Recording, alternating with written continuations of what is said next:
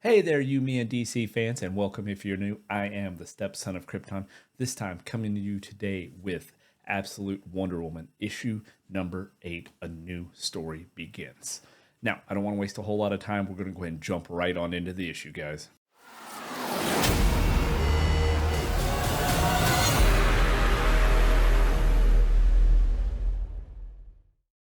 All right, guys, so like I said, a new story begins. This issue 8 is the beginning of a new story. However, starting off on the first page, let's go over and let's recap the story thus far. As punishment for unknown sins, Zeus stole Diana of Themyscira from the Amazons when she was only a baby and had Apollo leave her in the underworld to die. But the goddess who helped make her moved in the shadows to ensure Diana would survive. They placed her with the greatest sorceress, Circe, who was also trapped in the underworld, denied her paradise, her heritage, and banned from even the word Amazon. Diana, nonetheless, became a great warrior, gifted incredible power by the goddess and taught by the most dangerous witch in the world to be an instrument of justice and reckoning. Not long ago, as the goddess had willed, Diana escaped the underworld for the surface to be a great champion and protector of humanity. She defeated an ancient mythological beast called a tetracide, preventing it from destroying Gateway City, her new home. Now she moves across the world, saving it at every turn possible, while also searching for her lost sisters, the Amazons. This is Diana of Themyscira, witch of the Wild Isle, daughter of Circe, last of the Amazons, the Wonder Woman, hero of Gateway City. So now we start off somewhere in the wilds of Gateway City. Now, when I first saw, as soon as I started reading, I saw the wilds. I was like, we can't still be in the Wild Isles. This says we've moved on. No, it is the wilds of Gateway City in the present, but Diana, in true Disney princess fashion, is surrounded by a bunch of animals, deer, birds, and as we see a crow approaches her, she remarks that crows have been her friend since she was a young girl. Diana had been attaching notes to all these various birds in the woods in hopes that they would deliver a message to her Amazon sisters, and just maybe she would hear something back from them. And with a thank you, she sends off dozens of them flying into the sky. We then switch to the Western United States, and we see director Veronica Cale going through the many layers of security to stand in front of a large vault door in what looks to be a cave. For those of you who may be unfamiliar with Cale, she's basically Wonder Woman's Lex Luthor. Rich, tech genius, billionaire, just overall evil baddie. So, we see her get through the security, and she's greeted by a slew of armed soldiers who welcome her to Area 41. No one really sprained any brain muscles there. Cale asks, how's her mood? Clearly referring to the person we see in the dome that they're observing overhead. We see Cale putting on a gas mask, which means it can only be going to see one person, Dr. Poison, to which she isn't greeted fondly. You unbelievable bitch, Poison yells. Poison is very pissed, and to be honest, this is the most swearing we've seen somebody do in the Absolute universe thus far. Poison wants a new suit instead of this old relic she's currently using so she can perform more delicate procedures. So Cale thinks she can sweet talk Poison with a recording she's recently acquired, but asks if Poison might have a different reaction to it since she is, and as she is cut off by Poison, who enlightens the readers that she is in fact non-corporeal and is literally just living gas, sort of like me after Taco Bell.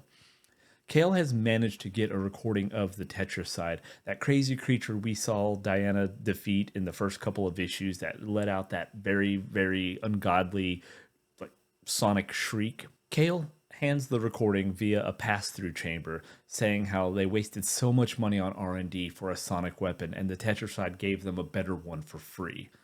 And while this isn't Poison's area of expertise, Cale remarks that Poison is one of her best, to which I do love that Poison kind of mocks her like a 6-year-old, like, you were my best. But inspiration does come from unexpected places. We then go back to Cale in the observation room talking to one of the employees, and Cale mentions the Vax team, assuming she's talking about a team to come up with a vaccination against poison. And we find out that Kale already possesses a new suit that the bad doctor was wanting, but is refusing to give it to her. She does, however, grant a 2-hour exit permit that the doctor had put in for, wanting to get some fresh dirt, some new soil samples. We then go back to still now, but we're back to the wilds of Gateway City, and we see Steve Trevor pushing his way through the woods, and he says, I think there's a clearing ahead. And then we hear this voice just say, isn't that just slightly less woods? Now, to be fair, she has a point. And we see this ancient stone and a red-haired lady reaching out for it, but is stopped by Wonder Woman, and she says, please don't touch that, Barbara. Which we have to assume is Barbara Minerva, who is the cheetah in the normal Wonder Woman universe. Similar to what we've seen in the Absolute Batman, how all of his friends are many of the villains that he normally fights. We also see her talk to Etta and Gia. Obviously, Etta Candy, Steve Trevor's assistant we saw in the movie, and Gia is her sister. And then there's some discussion about who owns the land that this shrine is on, this stone is on. And Diana mentions that she actually owns it. And Barb discovers that it's through Hecate Holdings LLC. Don't you just love it when a long plan comes to fruition? Just then, Diana sends her companions away as she is about to perform a spell that she's been working on for most of her life, she tells Barb. And good old Barb isn't too keen on following orders like our boy Steve Trevor is. Diana, then, we see her, she's praying to the gods. We got Hecate, Athena, Artemis, Hestia, and Aphrodite. And as Diana continues to pray to the gods, she tells them that she is their weapon for truth and justice, and their will be done. Now, you notice how she kind of stole Superman's motto a little bit there, the truth, justice. We just took out the American way. Maybe it's the Gateway way. I don't know. So the rest of the team gets a strange invitation as we see these steps appear and lead them to the Heron. Now, if I'm pronouncing that right, in ancient Greek is mythology, it's basically just a sanctuary. And Diana, we see her inviting them in, saying she's made tea. Some good old Wild Isle iced tea. Not really. So we see inside this temple, and the team seems to be enjoying some leisure time, when all of a sudden, Diana hears something, and she takes off, leaving the team behind her. Diana is now floating high above Union Square here in Gateway City, and she looks down at the city to see people running, and as she goes down there to start trying to help and rescue some of them, she hears a familiar sound. It's a faint sound of the Tetricide that she had heard before.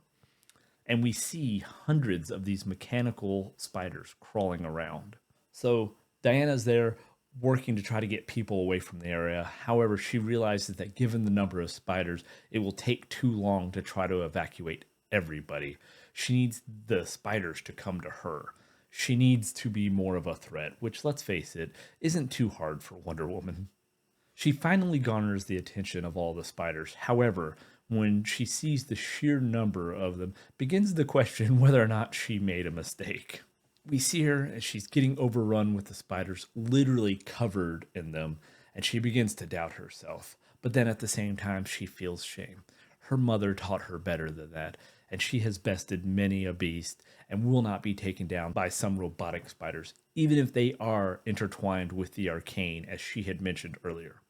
She has had enough, and just then, boom, she takes off into the air with a whirlwind helicopter maneuver, sending the spiders flying, and she realizes that she must stop this at the source, and the best way to do that is a throat punch. She flies up this tower still under construction that seemed to be where the spiders are coming from, ready to kick some ass, but first, gotta kick a door. And as the door smashes open, we see Dr. Poison, who then tells Diana she is going to want to hear her out.